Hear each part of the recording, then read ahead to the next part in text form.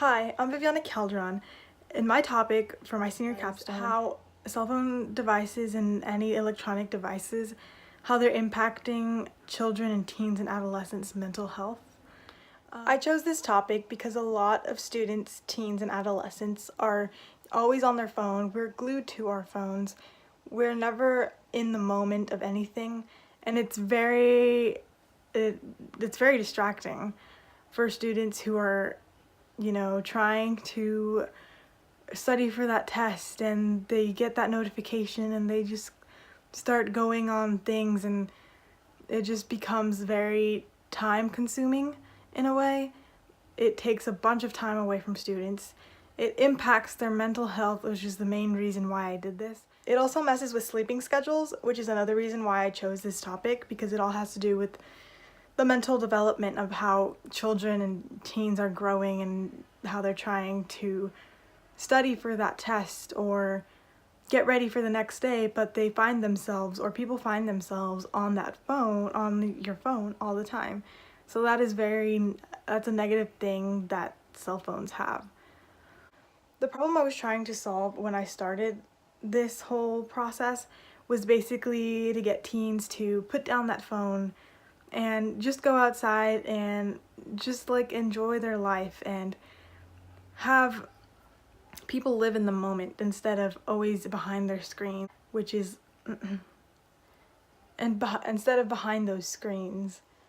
I couldn't really I didn't have a solution, because no matter how much you tell children or anyone in general, people, adolescents, they're not gonna really listen because it's addicting. Cell phone usage can become very addicting, so there's not really a way, no matter what you do, to help solve that problem.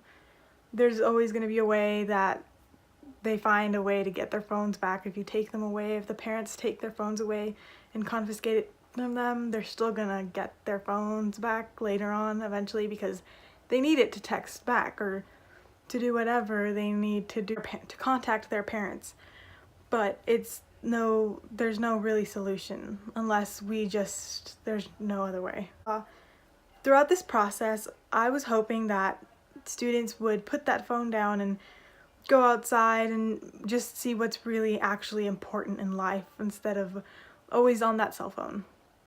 For my steps, I plan to conduct a meeting for parents so that they can understand the negative impact cell phone usage is becoming to their child's daily lives.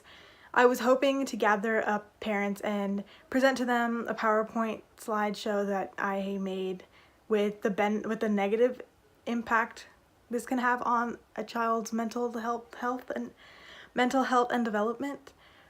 But I decided that after seeing commercials, parents can actually put a stop to this with an app or something. So I decided to go directly to the source and instead I decided to present to a class and show them the negative impact it can have on mental health, and I wanted to give them a survey to see how much they actually spend on their phones and to see the results and see how much time they actually spent on their cell phones, and how if they actually use annoyed or freak out if they don't have their cell phone in sight. I wanted to see how many students would actually truly, confess to this, and the obstacles I encountered were basically that parents can have control, because obstacles I encountered were ads or advertisements of parents being able to download apps for their children and so they can monitor their cell phone time usage. And that's why I decided to instead go directly to the source and talk to students instead and make them be the change of their own environment, or to help their mental health. That way they can impress their parents by showing them, oh, I could put down the cell phone, or I don't need my cell phone to whatever it is that I need to do.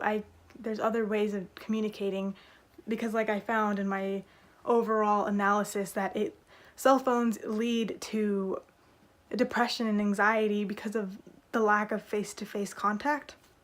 That is why I believe that this was such an important thing for me to like actually see. Throughout the presentation I presented, I found that students were on their cell phones as I was presenting.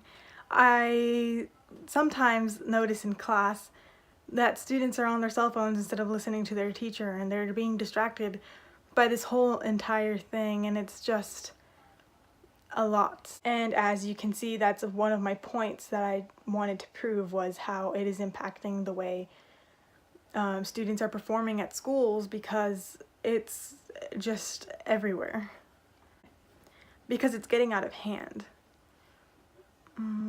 Throughout this process, I feel like I accomplished and impacted in some way some students'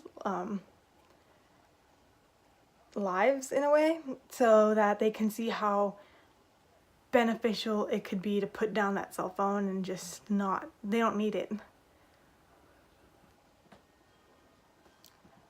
What I learned the most about my topic was how, like I mentioned earlier, how being on the phone for too long can cause depression and anxiety due to the fact that students, or anyone in general, people, were not having face-to-face contact. Instead, we're behind our screens and communicating that way. It's a great way of communication, but at the same time, we're lacking that physical factor.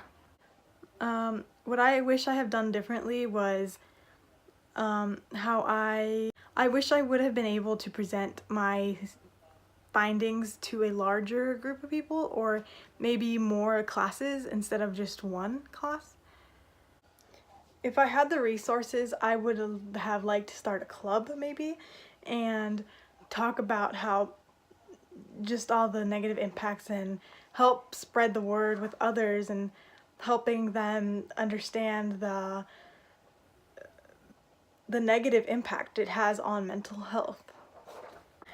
My advice that I would give to an incoming senior would be to choose a topic that they're very passionate about, because throughout this whole process, I learned a lot about my topic, and I became more interested in. Thank you for tuning in and for following me throughout this whole process.